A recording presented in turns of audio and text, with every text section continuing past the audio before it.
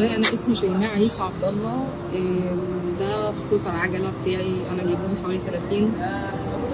يعني حبيت ان يبقى فيه حاجه وسيله توصيل بسيطه كده ليا انا والولاد، وحاجه تساعدني في الشغل كمان. انا شغلي الطبيعي قبل الانفصال كان ملابس وحاجات ببيعها اونلاين. لما انفصلت بقى لازم ان انا يبقى ليا شغل ثابت كل شهر.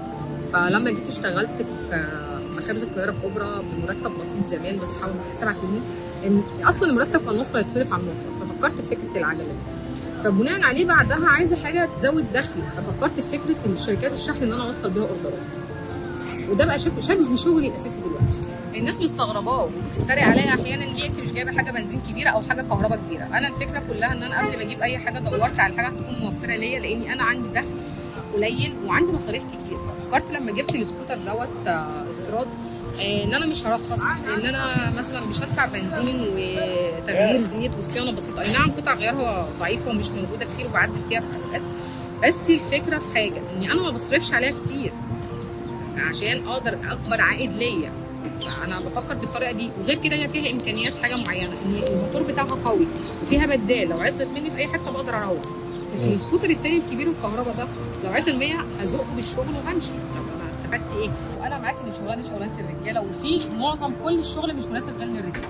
طيب انا دلوقتي لما واحده بنت وعايزه اروح مشوار وضروري ومش متاح ليا ان انا اركب عربيه مبلغ كبير، السكوتر اسرع واوفر وهركب ورا واحد. يا ترى الواحد ده محترم هيحترمني ولا ممكن يكون متحرش؟ لان كان في اصلا حد متحرش الفتره اللي فاتت وانا نزلت على الجروب بتاع ارض اللواء. احنا ليه اصلا السبب اللي خلانا فكرنا في فكره توصيل البنات؟ هي دي القصه. يعني ماشي انا معاكي ان احنا المفترض ان احنا لينا بيتنا وان احنا ما نشتغلش. لا والله هو احنا ممكن نشتغل شغل مناسب لينا، بس والله احنا كفكره البنات اللي عملت الابلكيشن دوت او فكرت توصل ده ممكن يكون عندنا شويه جراءه شويه. شايفين ان دي وسيله افضل تساعد بيها الناس قبل المكسب، لان اوقات كتير احنا بنقبل رحلات بسيطه وباسعار ممكن تكون كمان هدايا، لان احنا عايزين نساعد الناس اللي حوالينا. احنا ستات زي بعض فبنحس بالمعاناه اللي بيعانوها قد ايه في الشارع. كلام الشارع ده صعب جدا، وابسط حاجه ممكن تلاقيه من اقرب الناس لينا. بس هي الفكره كلها دايما ان احنا كشعب مصري ما بنسيبش حد في حاله. لازم نتنمر، لازم ما نسيبش حد كده دع الخلق للخالق. الفكره كلها ان انت لو جيت سالتني سؤال انا هرد عليك باقتناع. انت ليه بتتريق عليا او بتتكلم عني وانت اصلا مش في مكاني وانا ما ضايقتكش في حاجه؟ فانت ليه بتتنمر عليا؟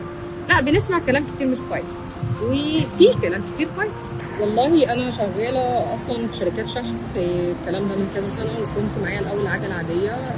الموضوع بس كان مرهق شويه. اما فكره جالي موضوع توصيل البنات ليه، اصلا كذا حد عرض عليا الفكره اساسا الفتره اللي فاتت، بس انا ما كنتش فاضيه ان انا اشتغل شغل حر. كنت حابه ان انا يعني عندي مرتب شهري في شركات وكده. لكن لما لقيت طبعا اصحاب الشركات واصحاب اي شغل دلوقتي بقى الموضوع معاهم صعب جدا في حته ان هم بيقدروا الناس اللي بتشتغل معاهم، فده اللي خلاني انا افكر في مشروع خاص بيا.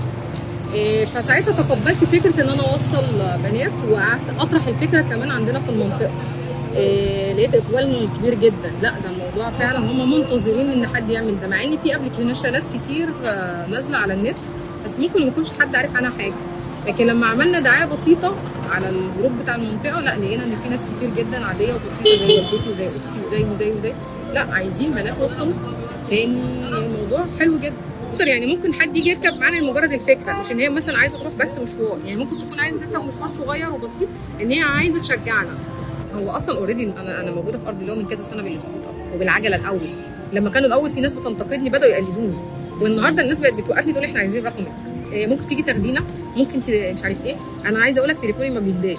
اكتر موقف خلاني اعيط مره في الشارع ان الناس بتتعامل معانا باهانه، بتتعامل معانا ان احنا نكر على المجتمع ان انت بتشتغلي او بتشتغلي شغلانه توصيل. فده خلاني احس في نفسي ان انت ما تعرفش ظروفي ايه، وغير كده انا بشتغل شغلانه حلال، فليه بيصعبوا الحياه علينا ليه كده؟ فساعتها صعبت عليا نفسي جدا وعيطت فعلا في الشارع. انا احب اقول يعني اي بنت في الاول لما تيجي تفكر ان هي تشتغل حاجه مناسبه لشخصيتها لتعليمها لظروفها. ما تعمليش حاجه انت خايفه ان المجتمع يعترض عليها. المهم ان انت ما تعمليش حاجه حرام، دي اهم حاجه. اما الشباب يا ريت والله يا جماعه النهارده بجد نقرب للدين شويه، لان احنا اي حاجه بنقولها ما بنعداش على مخنا الاول. انا شايفه كده يعني احنا بنقول اي حاجه وخلاص. نيجي لو جيت ناقشتك في اللي انت بتقوله بتلاقي نفسك انت ازاي قلت كده، ممكن نعدي الكلام على مخنا قبل ما ننطقه.